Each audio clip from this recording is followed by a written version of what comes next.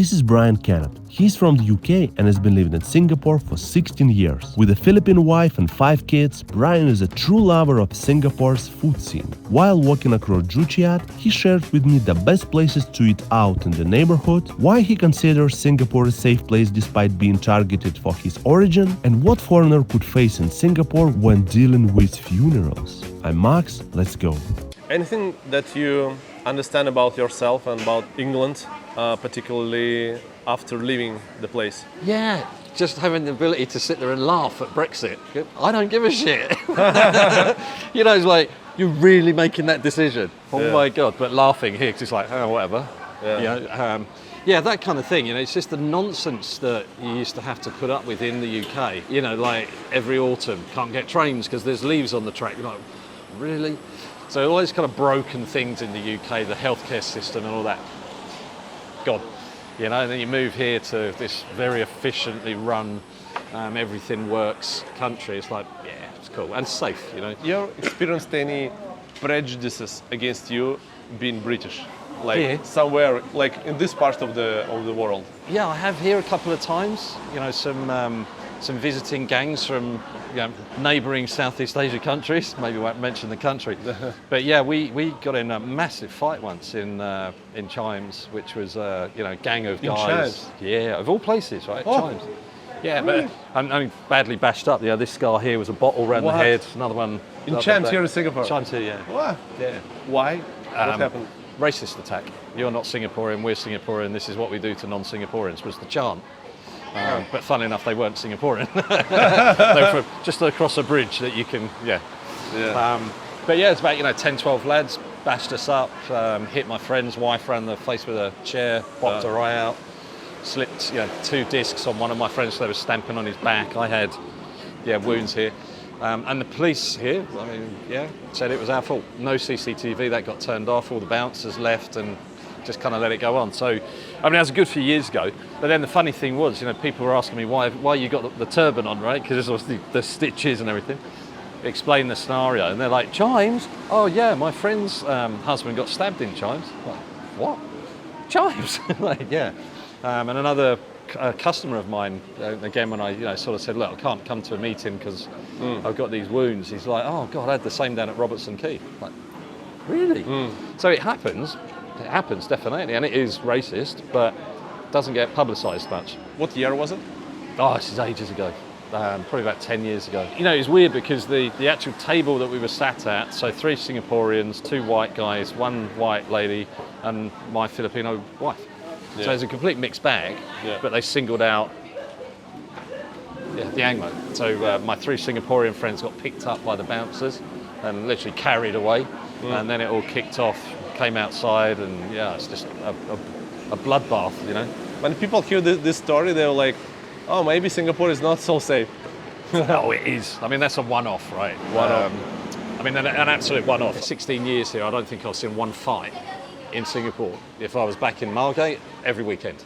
Every weekend? Every weekend. Last time I went back, big fight, close the street, police. It's like every weekend. So was it more like a fun, or it was like a real fight? No, fight, full on. Like completely drugged out of his head, taking on bouncers outside of another bar. About 10 times the size of him. It kicks off, turns into a whole street riot. We're kind of watching it behind the closed curtains in the pub type thing. Like, I'm not going out there. But that's every weekend. Leave all that stuff behind and just look at it from afar now and go. So I love going back home. Don't get me wrong, but I love coming away from it. Well. This is Joo Chiat Place. This is the place that used to be a lot of KTV. So we'll still see a bit of that. We're at the bottom end of Joo Chiat Road, which goes up here. So we're kind of in Little Vietnam at the moment. And then gradually as you go up, it starts to become a bit more kind of Western. And you'll see very nice boutique-y, artisanal sort of shops, restaurants, coffee shops, etc. And bakeries. But we're in Little Vietnam to start. Can you explain to the people not from Singapore, not from this region, what's the KTVs about? So KTV is like karaoke. Okay. Why are you smiling and laughing? So sometimes the girls that are in the KTV use different things for a microphone. Like, get a good tune out of that. That's the explanation. So this is a KTV. So anything that's got basically a Courvoisier or a Martel brandy neon sign is a KTV. They are karaoke. But there's lots of ladies in there.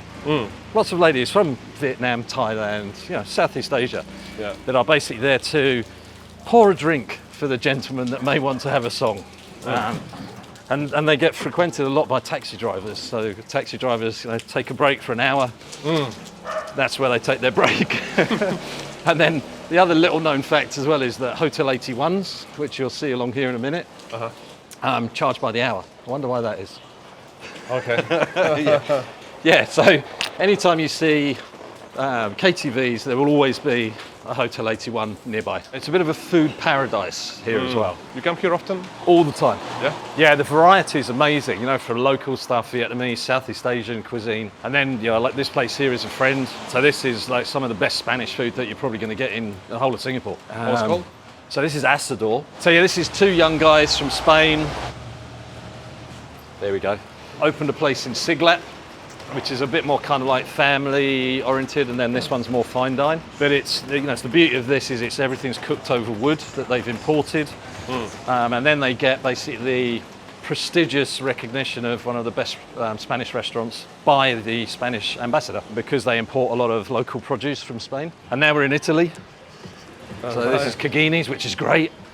They do something crazy like 7 different flours just to make a pizza dough in here. It's nuts. In terms of like food scene, how Singapore changed within the last like 10, 15 years? A lot more international, almost demand by the Singaporeans as well, yeah? So it's not just because of us, expats, no.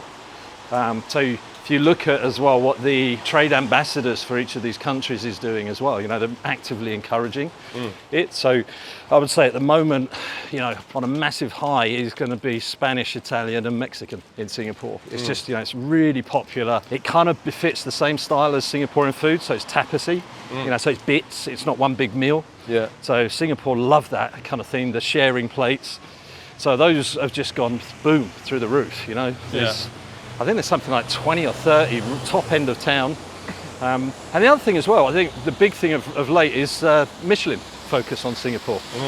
So you can go to a hawker and have Michelin star rated food, as well as a fine dining silver service restaurant. So that's had quite an impact as well, I think, on the evolution of food. You said about that people like to share food in Singapore.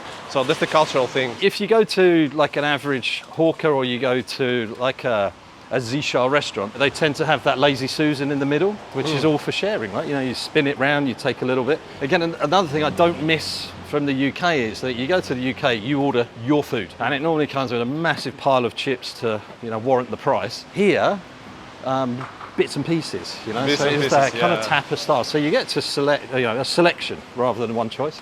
Yeah. And that's genius, Yeah, I love it. And because people are so into food in general, so they like to try. He just goes, we're coming up to my friend's shop in a minute. I'm like, who's that then? You gotta be kidding me. I asked that guy about the interview a few times. He was like, brother. How you, man? Happy New Year. How's it to run a business in Singapore? Is it difficult? Is it easy? To run a business in Singapore is incredibly easy, as long as you fit into a certain box.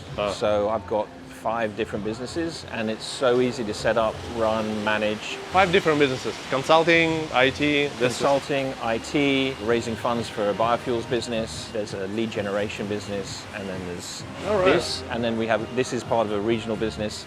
So we actually distribute to Philippines, Hong Kong, Macau, opening up in Vietnam right now. Speaking about Philippines, can I? Oh yeah. Oh my God. That's the best. I didn't know that you're like serial entrepreneur, so you have like many things. That's what Singapore does to you. It's so easy to set up businesses in Singapore. It's very business friendly. If you've got a good idea, it's very easy to launch it. It's very easy to find funds here. So if you need investment, this is the place to be, and it's regulated. It's fair. So Singapore it makes sense, for me, Like the rules kind of make sense. Yeah, most of them. When it comes to motor vehicles, there are absolute lines you have to be inside. Yeah. If you're trying to do anything slightly outside that, it gets a bit problematic, like our electric bike, because it's new, but as soon as it's recognized, off you go. And you've been in Singapore for quite some time, right? How many years? I came for 1 year in 2004. It's the same, isn't it? Yeah. 1 year, 12 2004, months. and then you sort of no seasons. You hit a milestone. You sort of you buy a place, you get engaged, you get married, you have your first kid, your second kid. Well, 20 years is gone. You know, so no seasons means it's very difficult for life to just slip by. It's like 1 year, right? One long year. 1 year, no seasons, then suddenly wham, 20 years later. Hey, but look, it's a great place. Yeah, it's a great place to live, work, and when you get tired of the bubble, so there is a bubble every now and again, you sort of get a little bit stir crazy. The ability to step into another country through Changi Airport, as soon as you come back to Changi Airport, it doesn't matter feel relief. who you are. Yeah, Yeah. because it's just like everything's going to work. Yeah. You're not going to have to And you queue. know it, yeah. Your bag is going to be there. You can get a taxi. You're home in 20 minutes. Yeah, It's that's a paradise. Yeah. Any things that you miss being in Singapore, like maybe from UK, or like anything that you think of, maybe I think like it might be slightly different. Just over Christmas, it's rainy like this, and I just turned to my wife and I went, who's from Liverpool? And I just went, I'd just like to go to the pub. And there is not a pub, is it? You get great places to hang out down the river like Boomerang or something like that, and we used to have Rabbit Carrot Gun down here, but there's no real crusty old pub where you sit in the corner that's 300 years old and the beer's warm and it's got some good food and a beer garden. Yeah. And so that's what I miss. The other thing is biting into a tomato and it tasting of a tomato. So my kids used to eat the little baby cherry tomatoes the whole time. Yeah. We took them to Chamonix in France and they bit one and they went, Yeah. What's this? It's a fruit. oh my God. Yeah. No, in So- France, In France, all the food, every like corner store in the middle of nowhere will be like delicious vegetables and fruits and everything. There's loads of things wrong with every country, but there's a load of things right with it. So there's so much right with Singapore. So you're really having to pull on something to find. The fact that you can, go and have a $30 sandwich there, but I can have my $5 chicken rice, and that's better than that. And that's great. Don't be wrong. Little Farms, I love you. But the Just different prices. chicken rice man round the corner. Yeah. That's probably some of the best food you're going to get. What's the best thing about Singapore that people don't realize? People outside of Singapore don't know about Singapore. When I first came here, I flew through on the way to Paris, where we were going to live for a year. And I asked, so what do you do in Singapore, to my local colleagues? Oh, there's some really good shopping. And then I was going, no, but I want to see Singapore. Okay, well then there's really good food. And I'm going, no, I want to see Singapore. So what I would say is don't do what people expect you to do here. Eating and shopping, do not do it. There's No eating? No. Sorry. What I was saying is, don't go into the shopping mall, which seems to be the staple for this is what Singapore's about. That's not what Singapore's about. It is about it's Joo Chiat is finding the little hidden away place. It's about actually getting on a motorbike or in a car. That's the trouble is if you don't own a car or motorbike here, you can't go to Sungai Buloh easily.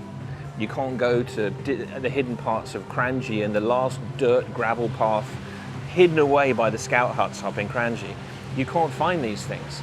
And so having a little bit of mobility here suddenly opens up a lot for you. Yeah, and I think that's where some people just go, and I've seen it from some TikTokers and Instagrammers, influencers who come here and go, shopping malls, and it's like you're completely missing the point. Yeah. And it's a lot with a lot of countries as well, and a lot of cities. Once you get into the weeds of it, that's when you have the fun. Yeah. If you skim along the surface of Singapore, you're not going to enjoy it. It's clean and safe and great, but you're not going to enjoy it. Yeah, true. But the most fun, if you want to have the most fun in Singapore, you come to this place. Right? Custom bikes. If you want to see custom bike, it's here. If you want mud motorcycles, it's there. My first bike was mud, loved it. If you have a 2B license in Singapore, that's the best place, right? To start with. Yeah, something nice. If you look at Boat Quay, all the houses are different heights. Yeah. Do you know why? Yeah, no. So basically, the taller the house, the richer the merchant, Yeah. because he or she would have more produce in there. So the taller the houses, the more money the merchant. So another little known fact about Singapore. Do you know how many islands it is? I expected it's like 20, 25, 30 islands, something That's like that. right. I mean, but from an people don't know outsider's it. perspective, we call it red dot because it gets hidden by the dot in an atlas, right? Actually, It's about 20 plus islands. Yeah. And land, you know, 20 dots. Yeah.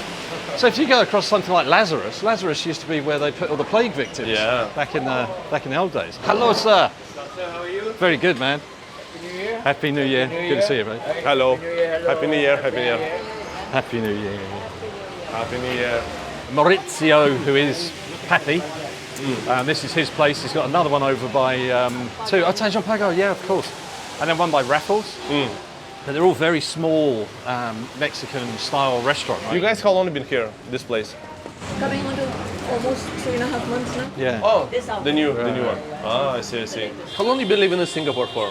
How many years? Yeah. I've been here since I'm 12 years old, so that's more than 40 years. How you ended up in Singapore? My father was in the merchant navy, Ah, and he was the chief engineer aboard a ship, and he decided to come ashore, ah. and he decided to come to Singapore. All right. And so since then? So yeah, so I've been here ever since. Where from? I'm part Indian, Ah, part Scottish, part English. wow, A interesting. little bit of West Indies in there from my mom's side. So you feel more like Singaporean? Yes, in it? definitely. Yeah, This yeah, is more home. Singaporean. If someone is coming to Singapore and want to make friends in Singapore, what would be your advice? To me, it's through this. You know, it's food. You know, go and sit at hawkers, and you get to meet people. Yeah. Right? You know, you don't have to go and sit in a restaurant where you've reserved a table and it's only for 1 or 2 people. You can meet through these hawkers because there's just right. We'll see one in a sec. Right? How you do it? You come to hawker center and then you do what? You sit next to someone, you ask, can I sit here? Or what do you do? Absolutely right. What's the strategy? Yeah, I mean, you just basically nudge in, right? You know, because most of the tables in a hawker will seat 5 or 6, and if there's a couple of people sitting there or a single person sitting there, Yeah.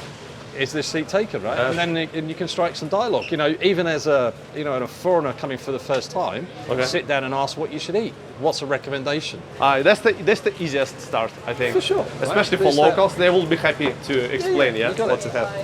I'll come round. And that's that ice break. Hello.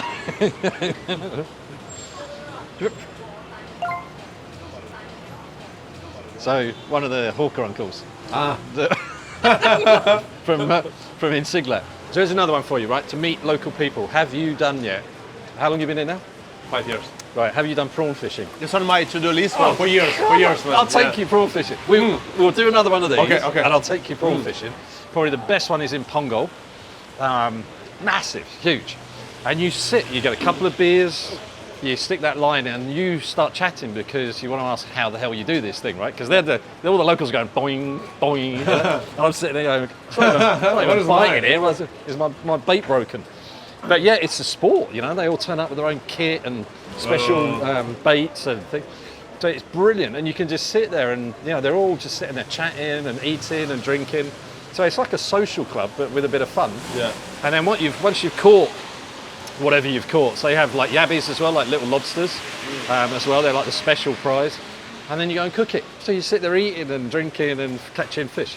It's just wonderful. So prawn fishing, awesome, Yeah. awesome. Yeah, this is good. Isn't it good? This is spicy. And Yeah. This is good. Cheers. Cheers, man.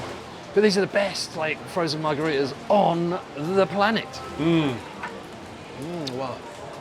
So nice. Love it. If you get here early in the morning, the smells that come out of here when they're preparing this, No, man. It's amazing. it's so good. I have a friend, he moved to Ireland. He's American. And he was like, oh, there is no proper Mexican food in Singapore. But there are places, right? There are places. So you met your Japanese wife in where? In UK. In UK. UK, yeah. Tell me the story. Yeah, I met her through friends. She was working for Pfizer with friends of mine. And, his eyes across a crowded room, immediately fell in love. I'm like, yeah. And that was it, right? Sparks flew just in that first 30 seconds type thing. Yeah. And then, I moved up to London to move in with her. An amazing story continued from there, right? And moved to Australia together, moved to Singapore together, and sadly, that only lasted 6 months. You ever told this story publicly, what happened? Yeah, I have. I mean, it's funny enough, it's actually how I started the blog, because the counselling that I had post her death was don't bottle up your emotions and your feelings and your grief. You've got to get it out. Yeah. And at the time, it was like, I'm not very good at talking, about this. So they said, do you write anything? Why don't you write a blog? So if you look at Is Life a Recipe, 20 years ago. Yeah. You know, it was really maudling, you know, and it was very short paragraphs all about, you know, death and me wanting to kill myself and blah, blah, blah, all this sort of stuff. So it's really just this pour of pain. And then it's evolved now into writing about food and restaurants and fun with the family and travel and that kind of thing. So it's kind of emerged and morphed. But yeah, we were here 6 months. She'd just given birth to Amy, who's 15 now. So Amy was 6 months old, you know, not even that. And she passed away of a blood clot to the brain. So, you know, it was then the decision of what the hell do you do? You know, I'm like 6 months in a second. Fuck. You could tell by her face that there was no pain. So it was instantaneous death, And that was that. Then it was a decision of, you know, where the fuck do we go? Do we stay here? Do we go to Australia? Do we go back to England? Do we go to Japan? Do we go to the US with my sister-in-law? You know, fuck, what do we do? And I decided to stay here. And then I had to get a nanny to come in and help because ultimately, 6 months down the road, I had to go to work. Yeah. And that's where this angel, this Filipino angel, came into my life, who's Mary, my wife. Now, so, Mary came and joined us, basically dragged me out of alcoholism and suicidal considerations, and got the family back on the straight and narrow again. And then, 10 years ago, we had our child. Right? So that's where the five come from. So, that was that life. I mean, death in Singapore is one thing that I didn't kind of call out before, but you've asked the question now. Yeah. Wow. Dealing with that here is, as a foreigner. Oh, yeah? Fuck me. I heard that divorce is super difficult, but I guess death is like... No, death here. So there's no advice. Nobody advises you on what you need to do. There is no manual that walks you through, right? So she got taken away, and then, they go, oh, her body's at X. So, I arrived from South Korea. My father-in-law's in from Japan. We arrived about the same time. We go to this place. It's like an industrial park. Is all I can describe it as. There's some mechanical engineering shit and this and this and this. And then there's this funeral home. So you go there, the gates are locked. There's a massive dog there barking. This guy, I'm rattling the door. This guy comes out, covered in tattoos, no shirt, very Singaporean, right? Comes out and I'm like, I'm here to see my wife, and you go into this almost like a double glazing sales place, and there she is, like laying on this slab in the cold refrigeration unit. Like, what? Really? And then you have to go through the process, choose a coffin and what clothes do you want her to wear when she's in the coffin, all this sort of stuff, right? And then it just gets worse and worse, So here, basically, you have an open coffin where people come and see them. Right? I didn't know that. Right? So they go, okay, so she's going to get cremated today.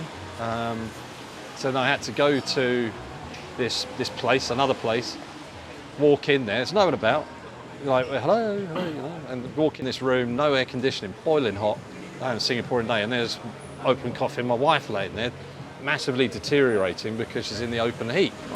Right? I'm just like, for fuck's sake, First thing you're doing is shutting the lid. Second thing, put the aircon on. And my father-in-law's there as well, breaking up, just in bits. Because of this, shock of, what the fuck? And then they put him in this, the only way I can describe it, it's like a carnival float, which is the hearse. It's not somber, it's this weird thing, plastic flowers, and it's like an ice cream van with a coffin in the back of it. Then you go up to wherever we were doing the cremation, and it becomes this kind of like party. There's a handful of friends. Like my mother-in-law didn't want to come, my father-in-law, so there's a handful of friends were there to just get through this experience. We got some roses and we put the roses on them. And then there's this like auditorium with this like curtains, and they went shh.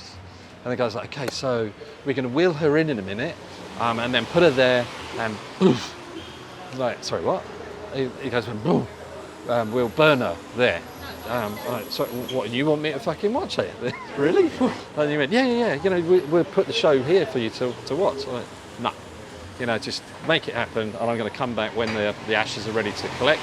I don't want two urns, so we got half of her here, and half of her is in London, buried. And I went back the next day with, a very close friend, and I'm like, oh, sorry, you were supposed to have two urns? And he went, oh, yeah, so he put another urn on top there like this, And then I kid you not, like an ice cream scoop, lifted the lid off, like this in front of me, you know, literally half of her from that in there on the countertop as I was standing there, you know, this far. It's like, can't believe it.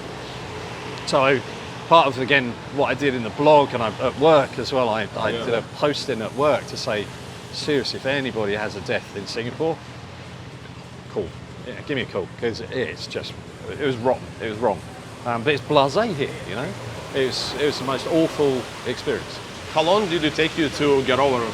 Oh, years. Years, yeah. You know, I mean, doing you still get smells and keywords and things like that for months and months and months and months. You know, and especially when you're seeing the kids grow up and they look like her and all that kind of stuff. So.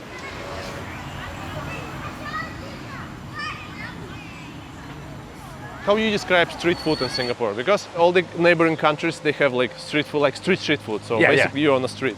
In Singapore, like hawkers, that's the concept. But what about the street food? If you came here probably 15 years ago, absolutely, that was still here. Yeah. So Satay Street, yeah, as the name suggests, was just street food, hawkers, you know, carts basically. No signboard, which is a really famous restaurant here.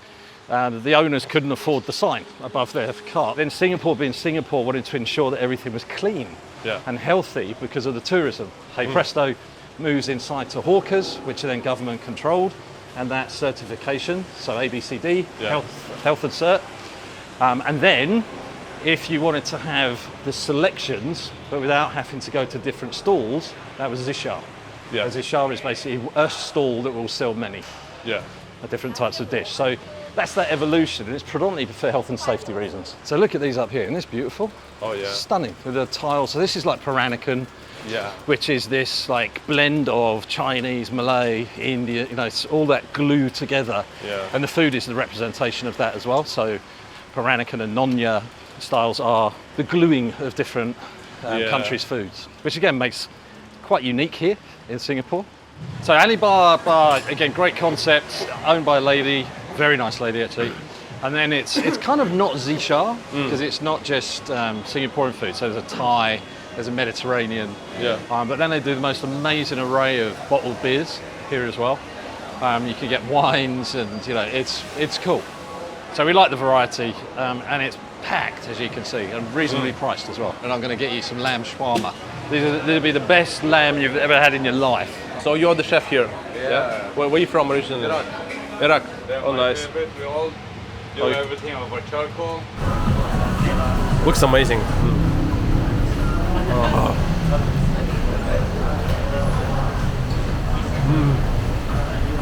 Super tender. So we got two skewers each. 2 skewers. So how much do you think for? I don't know, like $20? $72. What? Is it like the place is profitable? I've been here 7 years, so just making a living. Yeah. It's not. I'm not making a lot of money. I was shocked the other day. I was browsing YouTube, and suddenly he popped up YouTube post. Wow, that's Brian. And I was reading. He has also a passion for. So you watched our interview with Brian? Yeah. Okay. What changed in your life since our last interview? Fame and fortune, man. Like a couple of times I've been recognised like on the street, which is really nice. You know, like an uncle came over and actually basically said, you know, thank you for what you did and what you talked about local food and encouraging people to eat. So, you know, really positive. There's another one, dinner with my family, and this couple comes up and like, can we take a picture with you? My kids were like, all kind of sniggering away, like going, oh, Dad. But, and I've been asked to do a TV show as well now off the back of this. So I don't know when that will show, but it's going to be in Europe. So there's a film crew coming over later in January. Yeah. So thank you. Yeah. Let me show you some magic. If you click on this video, I will disappear and reappear again. Let's try it. 3, 2, 1.